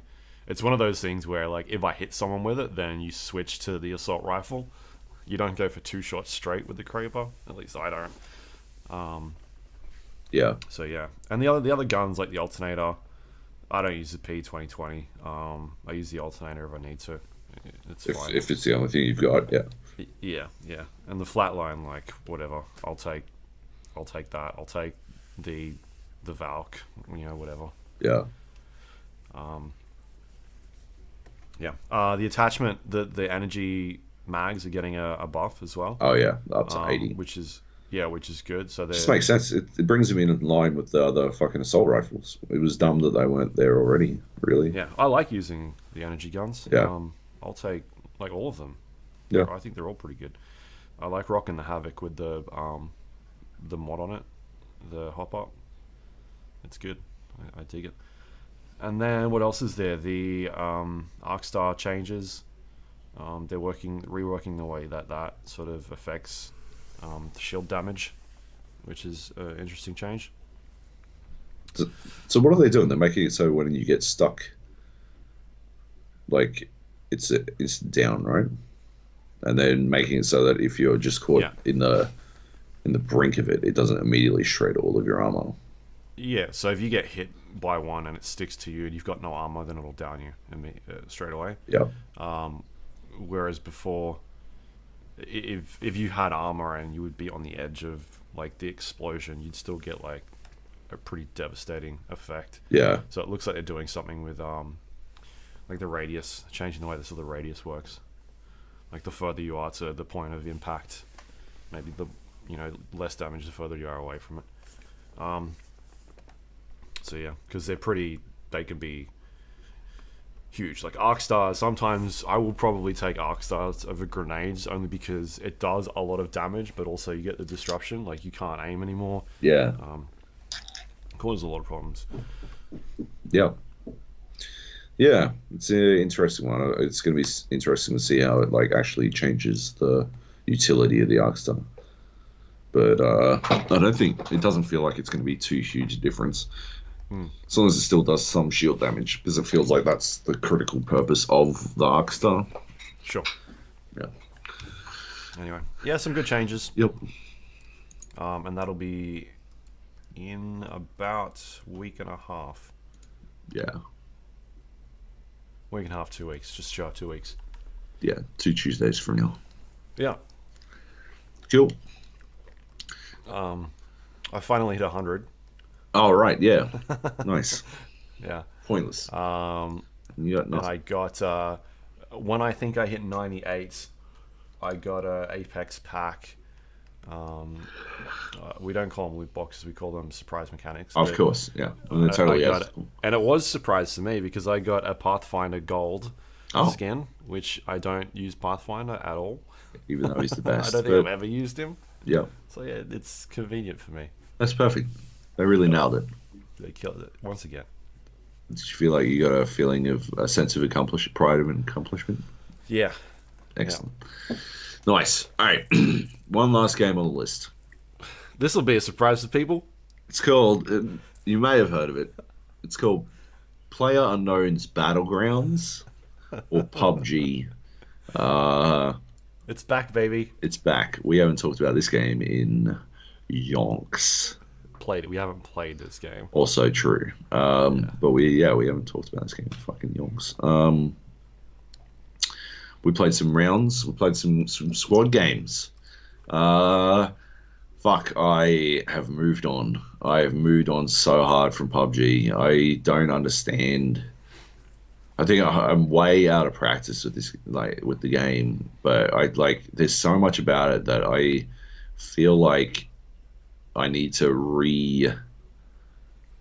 program your brain. Yeah, like how it works. Right, like 100%. I just don't think that way anymore. I don't think about things the way you're supposed to in PUBG anymore. And yeah, so like the sound in it seemed fucked, like totally fucked.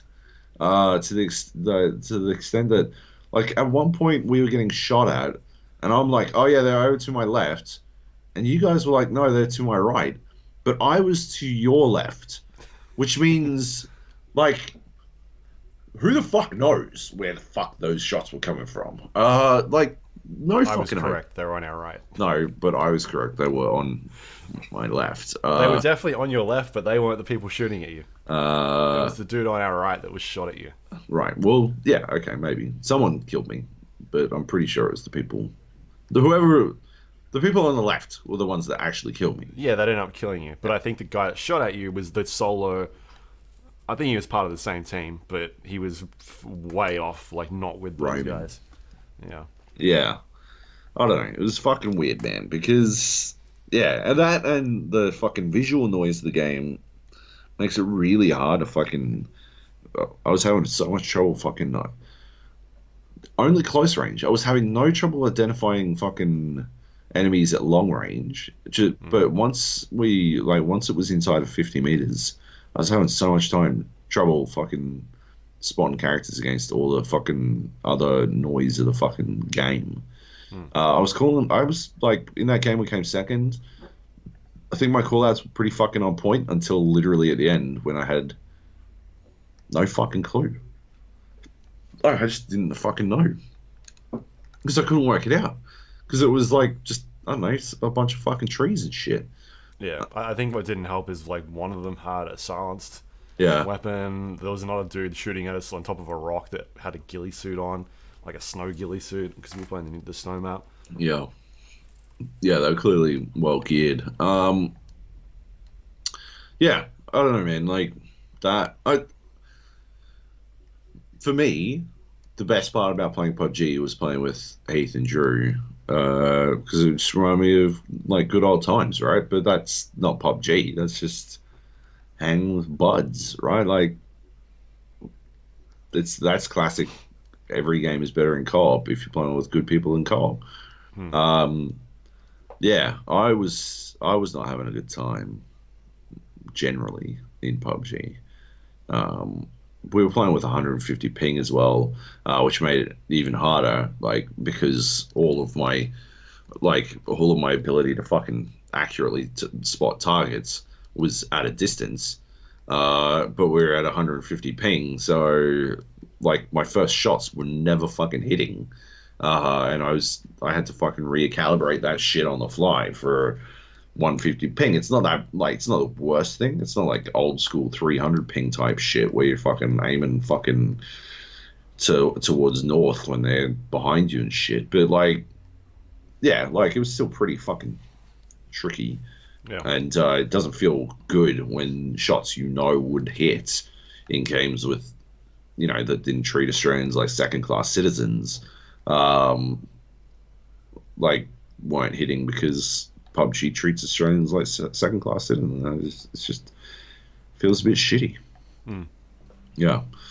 Um, yeah. I don't know. It seemed like you were having a lot of fucking audio issues as well, like especially in terms of Depth of levels. like, Yeah, yeah. yeah, verticality. Because you were freaking out a fucking ton at one point because you thought there were people below us, and there Yeah. definitely weren't. But it seemed It, like it was. I was sort of hearing it as well. It seemed like it was just fucking Drew was not below us, but like he was on our nearby. level but behind us, but it Yeah, sounded like to me someone was downstairs running around in the snow, yeah, whereas they were inside of a building. yeah, And it still had that audio cue of like somebody trampling in snow. yeah, Yeah, it's like when the game used to have like carpet would sound similar to grass when you stood on it, that sort of thing. yeah. Like someone's outside, you're like, no, someone just run over carpet. Mm, Yeah, so there were a couple occasions where like that happened, and just trying to get like a distance on like you hear shots mm, and you think it's pretty close, but it's not. Like they've made a lot of changes in the audio, yeah, the way audio works in that game, yeah, and it's super loud now. Like yeah, footsteps next to you, it's so loud you can't hear anything. yeah, I I turned down our Discord channel. Like I turned everybody down to about 20%. Um, our voice chat because I just couldn't hear the game. I couldn't hear the game. It was so low. yeah. Yeah, it's weird, man. Like, yeah, I'm not a huge fan. I don't see how Aussies can continue to persevere with it. Or at least people on the like this side of Australia, Yeah, like the east side, yeah, east coast. It's hard, man. Like yeah, I looked at getting. I downloaded a gaming VPN, mm, and I've been trying to mess around with that to try and get at least knock off 50 ping or something like that, to change the routing of how we're connecting to these servers. I didn't have any luck, yeah, mainly because we were playing on um, it doesn't let you choose servers anymore. So previously you'd be like, I want to play in Oceania, I'll play someone in North America or Southeast Asia, Europe, whatever. And because the matchmaking pool is non-existent in Australia, it matches you to the next pool. And yeah, I think we were playing in Southeast Asia, right? yeah, SEA. SEA, yeah, And then once we were finished, I set this thing up for SEA, jumped in, and it was like there's no one in SEA playing. So then it match made me into Asia. right, And so I was like, cool. All right. So I had to reset it all up and make sure, like, all right, well, where am I connecting to now? It seems like I'm connecting to somewhere in Japan. So I set my server up in Tokyo. Right. Even then, I was still getting like 150 plus ping. Yeah. I'd have to try it again on Southeast Asia and route it through Singapore and see if I can get, a decent ping. I feel like if I can get it down to 100, then that'd be interesting to play with. Mm. Like, would it be okay? It's not ideal, but it might be playable at least then. Yeah. But yeah, at 150, it's not fun to play. No. Yeah. It doesn't feel good at all. Yeah. Yeah, man. I after we played, I had a look. PUBG's down to its lowest player count since early access. So 4 months into early access, there's still a lot of people playing it, Yeah. but it's a huge decline. Like, it's massive. Like, at one stage when that game came out in 2017 December, I think it was. Right. Yeah. It was at 3.2 million players. It peaked. And to be down to 300 and something, Yeah. That's I think it was 300 and something. That's a huge decline. quite a good. Yeah. It's quite a decline, and it is a game that needs numbers. It Sorry, I've got requires those stats backwards. It's they peaked at 3.2 million players, and the peak players for the last 30 days was 700,000, but they're averaging about 300,000 right. players. Well, 700,000 is not that bad.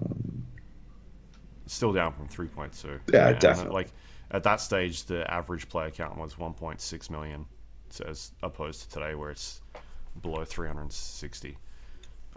That's more like a 20% decrease, right? Not a sorry, an 80% decrease as opposed to a 90% decrease.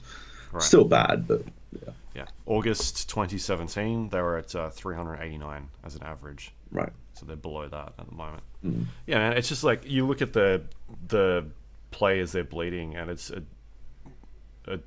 decline over the last since the game came out, since January 2018. There was twice where it went up in player count, and I think that's when they did the new map, Right.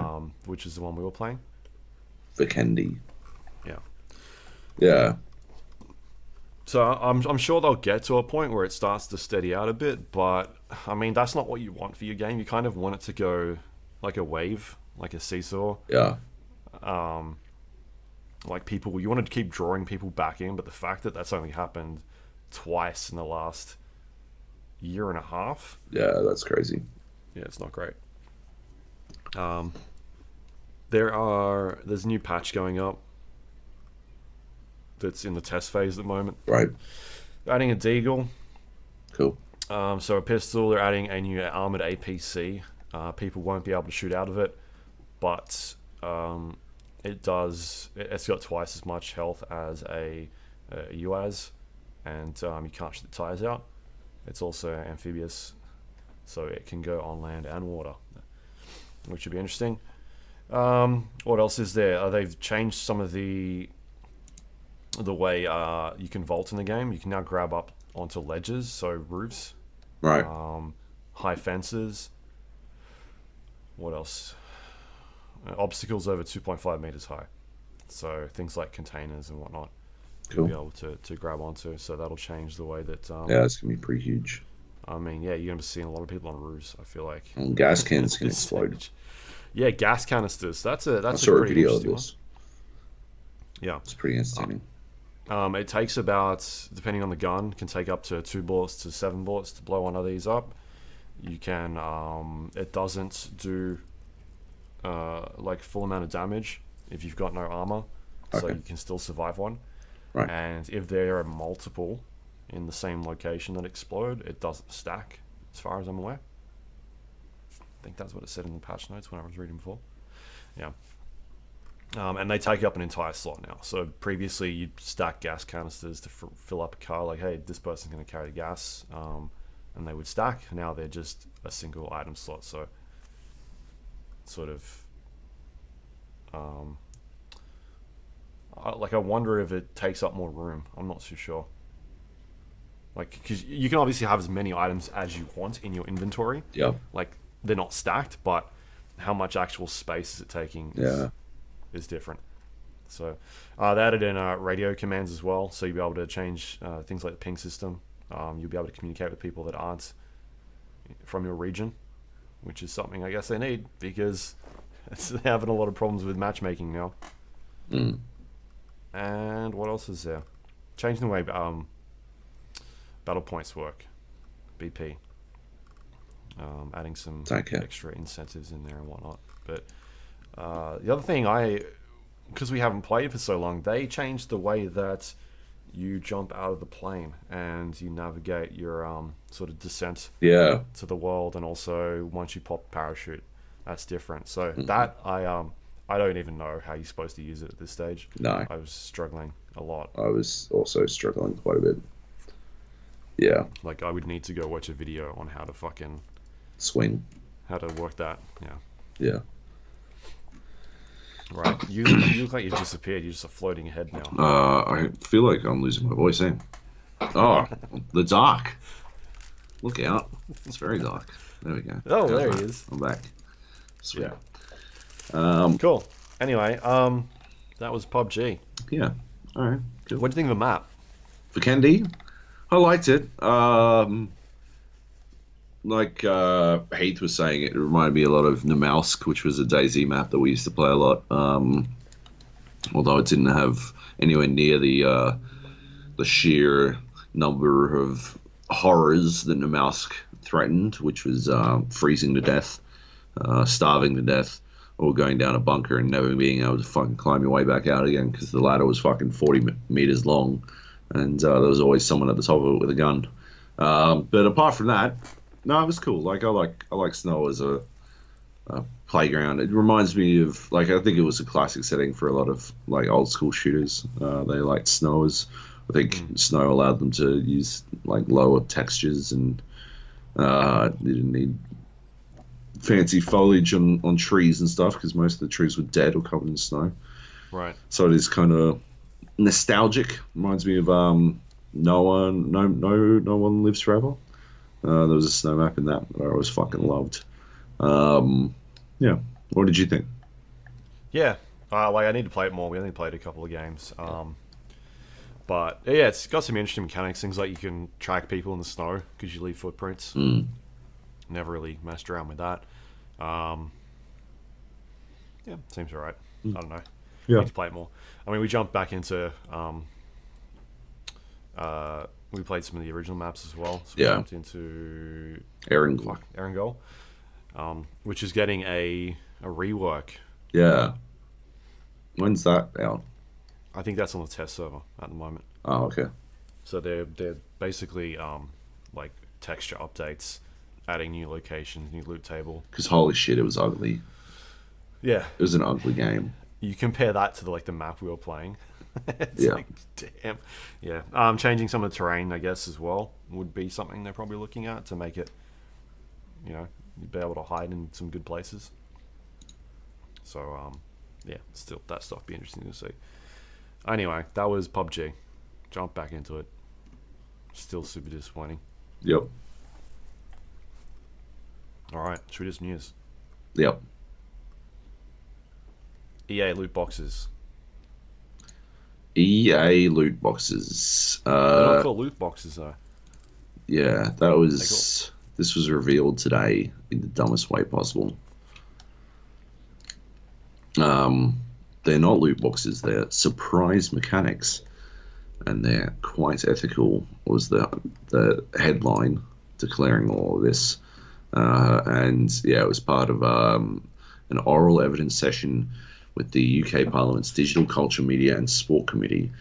Yeah, they were trying to link them to surprise toys to get around the idea that they are unethical loot boxes. Yeah. It was weird. It was such a, I don't know, they had to have known that it was going to come out, right? Like, to phrase it that way, yeah. Yeah, like, just... To link it to, like, children's chocolate toys. Yeah. Like Kinder Surprises and things like that. Is a weird way to put it. It was pretty fucking tone deaf. Yeah. Right. Cool. Yeah. Let's move on from that. Sure. Dr. Mario World is coming to mobile in July. Another Nintendo mobile game. Did you ever play Dr. Mario? Was this basically Tetris, but with pills? Yeah, similar to Tetris. Yep. Like same sort of mechanics. Yeah, I did play where it was like a match Dr. Mario. Yeah. game, but more puzzly. More than puzzles. Tetris. Yeah. Yeah. So what's Dr. Mario World? How the fuck does that change anything? So I don't know. See this. Okay then. Well then. We've Well, I really don't know how nailed it's the gonna- news segment today. Well, no, I don't know how it's going to change things. I haven't played it yet. Right. So what is it doing then? I'm guessing it's going to have like some sort of progression system with worlds and whatnot, going through puzzles. I don't know how if it's going to be something you pay for. It's going to be your new empires and puzzles. Oh, maybe. Maybe. Or if it's like It's free to play. If it's like the other Nintendo games, then it's going to cost $10 for anything. So, gameplay is limited by a stamina meter. 5 worlds at launch, and it's free to play. And there'll be a premium currency to buy power-ups or more medicine capsules if you run out. Right. Cool. Yeah. I don't care. It's a mobile game. Dead to me. Moving on. Next up, Destiny's gone free to play. It is going free to play. Does this change how you feel about Destiny? I feel like Bungie has to do so much fucking work to make Destiny palatable to people who got turned off by however many years of Activision deep decking it about. And it'll be interesting to see whether or not it was Activision doing doing the deep dicking, or if it was actually Bungie the whole time, you know. The deep ticking was within them the whole time. Anyway, come Q3, you'll be able to play Destiny for free. It won't be on the Battle.net store anymore. I think it's already gone, maybe. It will be on Steam instead. And yeah, it'll be, I think, cross-platform, or they're aiming for cross-platform, cross-save games, all that kind of shit. So that, yeah, it'll actually better resemble the long-term promise, I think, of the original game, which is pretty cool. I'm not interested in playing it, although I have heard that they've improved it somewhat. I'm still not that interested. I keep thinking about jumping back in, or at least installing it on PC. Yeah. And checking it out. Yeah. Like every once in a while, I'm like, I should probably check that out. And then I'm like, nah, I gotta play something else. I think it'll happen. It's gonna happen eventually. You'll cave, like, okay. get in. Yeah. Yeah, I'll jump in and be like, all right, fair enough, let's go. Let me know when you're doing doing it. Maybe when it goes free to play, we'll check it out. Do you have it on PC? Yeah, I've got it on PC. Yeah. So I assume I'll have a bunch of bonus shit because I've got it on PC as well. Yeah. But yeah. Yeah. Anyway. Cool. And that's the news. That's it. I think we got questions, though. We do have questions. Questions. All right. Where do we go? June 18.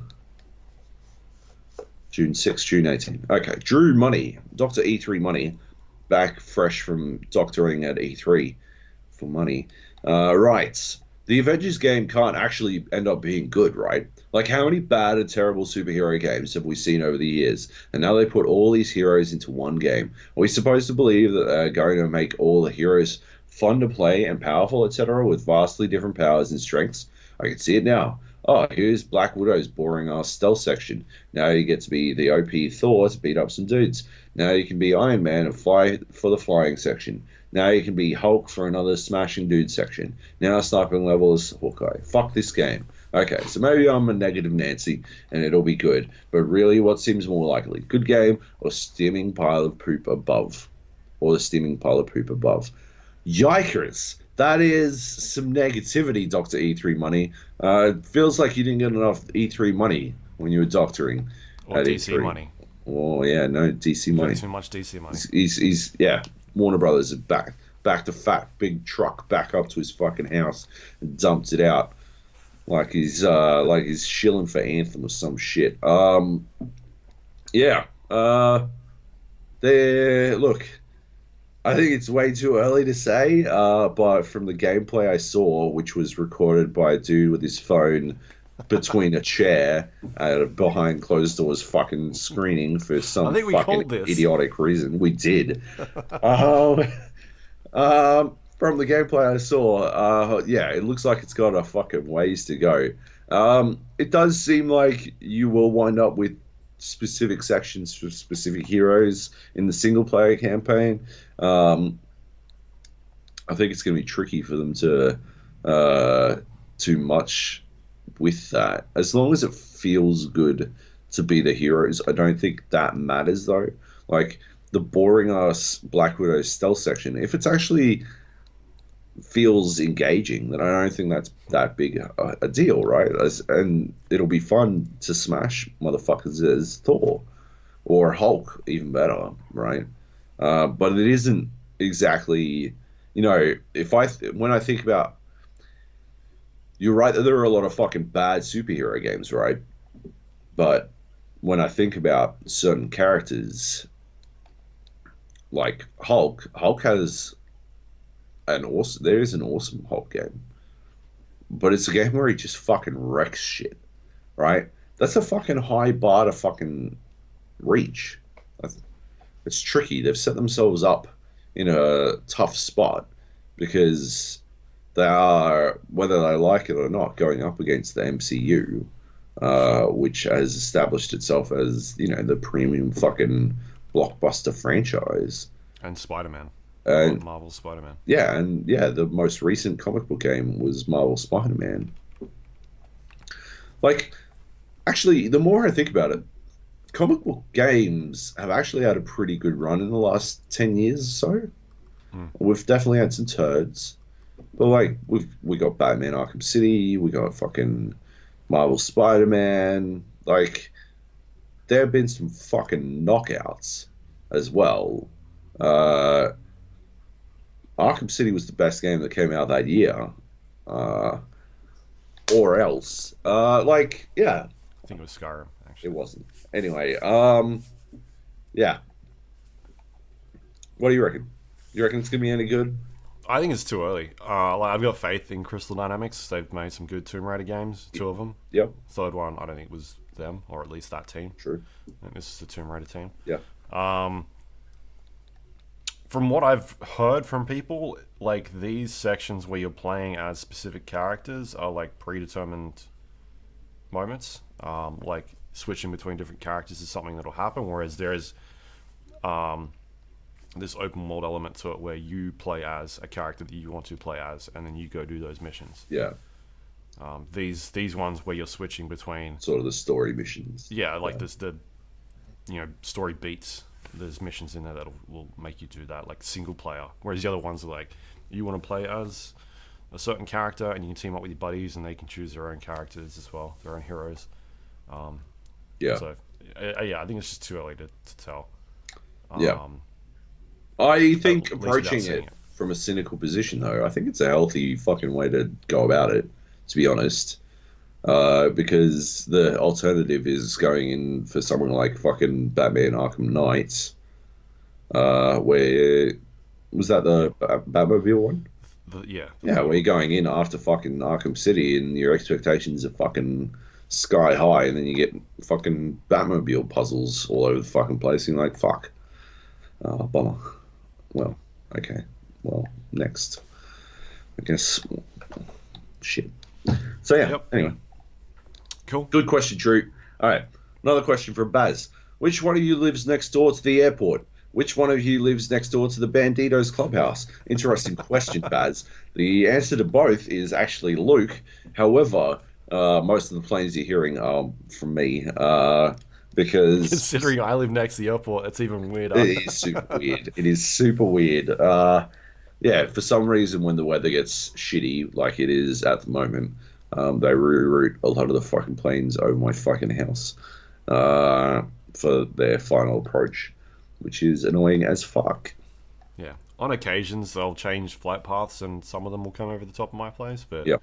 Usually I'm the one with the cars, the noisy cars. Joab gets the planes. Yeah. You used to be able to tell when it was like flights were possibly going to get cancelled based on if they were coming over um, your house.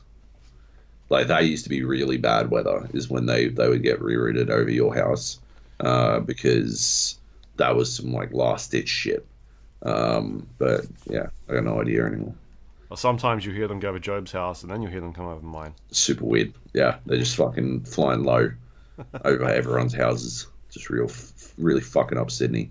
Good question, Baz. Thanks for writing in. JB writes, why does Luke keep playing PUBG? It punches him in the face, then he rightfully complains about it, then he runs back to it, and the cycle repeats. Do we need an intervention? Yeah, we do need. This is your fault. You're the one who want to play PUBG. I rolled up to the former smack addict Luke, and I was like, "Hey, let's do some smack." And I'm actually the one grumpier about it this time than Luke is. I think Luke seems to have a better time than I did. I got like one kill, and I just fucking sucked shit. I was the first one to die constantly, and it was because I couldn't fuck it. I was just walking in blind like a fucking moron into dozens of fucking gunfights I couldn't win. Yeah, good question, JB. Danger says, I think we need to call the police for him. That's a good point.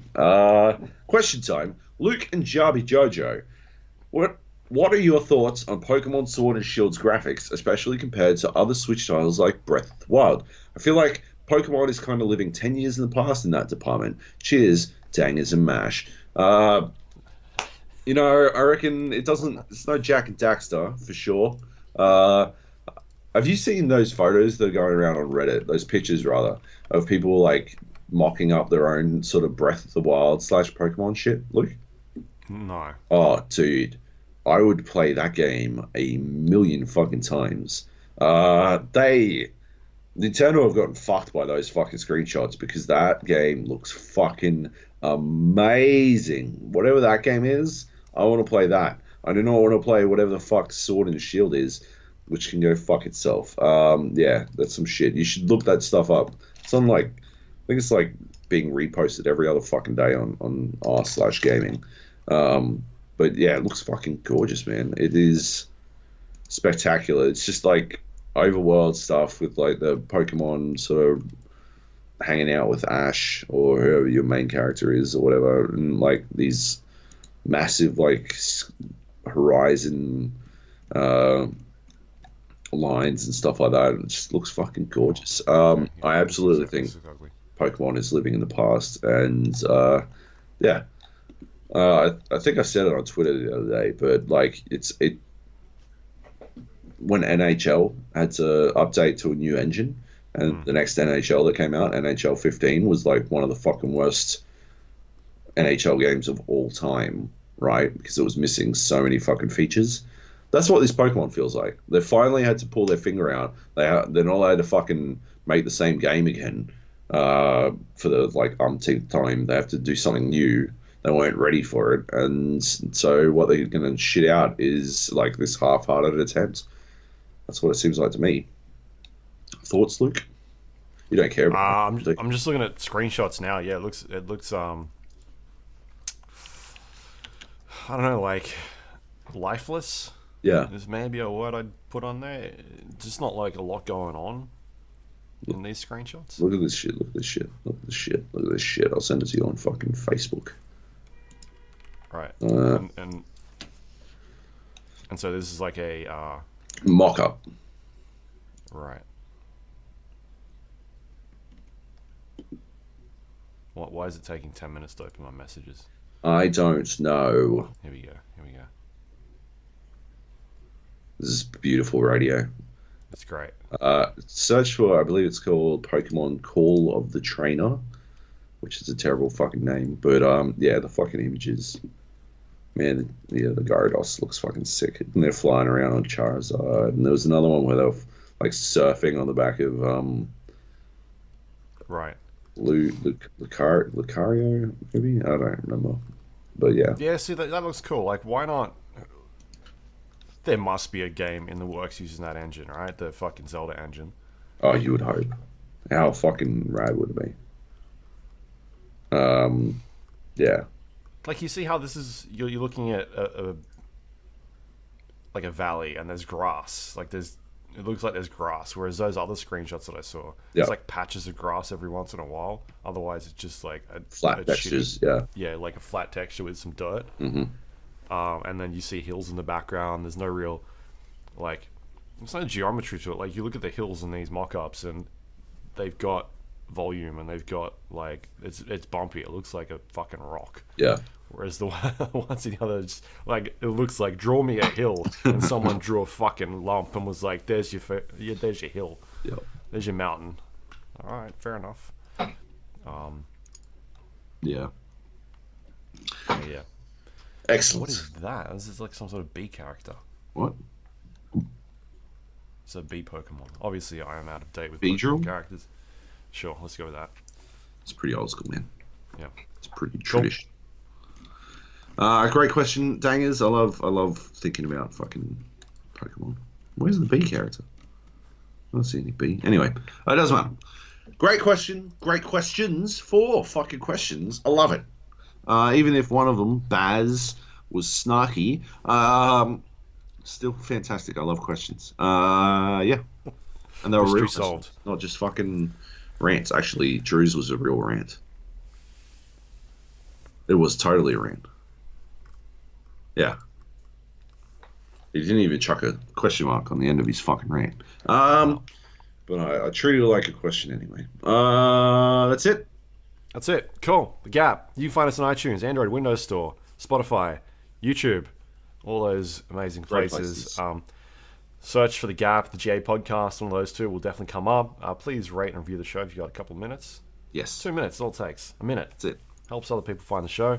We muchly appreciate that. We're on the comedy section this week. Apparently, we're hot. We're what's hot in the comedy section. We're sitting alongside How Did This Get Made, which is seriously my favorite podcast. And I only listen to 2 podcasts. I listen to How Did This Get Made, and I listen to Here's My Movie by Nate, our good friend Nate. How Did This Get Made is way better than Here's My Movie.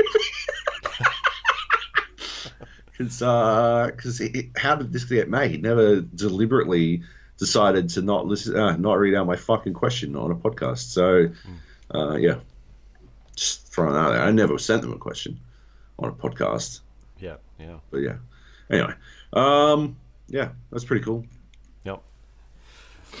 You can send us emails if you want to. thejpodcast@gmail.com. We'll read them out. No one sends us questions on there anymore, though. It's all through Discord. It is. It's the best way to do it.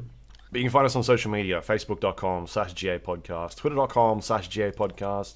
Go to our YouTube page, which is gapodcast.com/YouTube. If you want to jump onto Discord, you can go to gapodcast.com/Discord. We got some channels in there, people asking questions, talking about video games. We got some voice channels, people playing PUBG. For some weird reason. Some odd reason. Yeah. You can go to thegapodcast.com. That's our website. It's got links to all the things we talked about on the show today, including past episodes. If you want to go check out our E3 podcast, go do that. It was long, a couple hours. It was. Good stuff. Yep. And that's all thanks to our Patreon subscribers. Our members help keep the website running. You're the best. If you want to go help support the show, you can go to patreon.com/GApodcast. Appreciate everyone every month does that. Hell yes. Keeps the servers running. It's fantastic. At its minimum possible. We're still scraping through. Yeah, scraping through. That's all that matters. And that's it. So you got anything you want to pimp out this week? Head to redball.com.au and check out my big Counter-Strike turned 20 yesterday. And I wrote a big, anecdotal fucking personal history with Counter-Strike because it had a big impact on my life. Maybe not as big an impact as some other things, but still, if I think about it a lot, and I did, it has had a huge fucking impact on my life. And so, yeah, it's super fucking, I don't know, it felt like super fucking self-indulgent and stuff, but I wrote it out anyway. And I like what it turned into. So, yeah, go check it out. have a read. What about Nice. you? Luke, you got anything? You can find me twitter.com/LukeLawrie. Nice. Lawrie. Cool. That's how you spell it. That's Sweet. it. All right. Yeah, easy. Easy peasy. Well, we'll be back next week. We've got some. Nate is hopefully going to do some sort of recording about all the things that he saw at E3. Yeah. Don't know when that's happening. No idea. But Saw a lot of hopefully we stuff. can get it on there. It'd be cool. Yeah. Yeah. So maybe that might end up on next week. I'm not sure how we'll do it yet. If Right. it'll be just like a separate thing, or we'll tack it on to the end. Right. Or like every 20 minutes, we'll just slice one in, like randomly, just all over the place. Yeah, that'd be good. Yeah. Nice. We'll see. Cool. All right. Thanks everyone listening. Thanks. Go check out. My name is Pedro. Yeah. Antonio Banderas. Antonio Banderas. Yes. So, yeah. Sweet. Bye.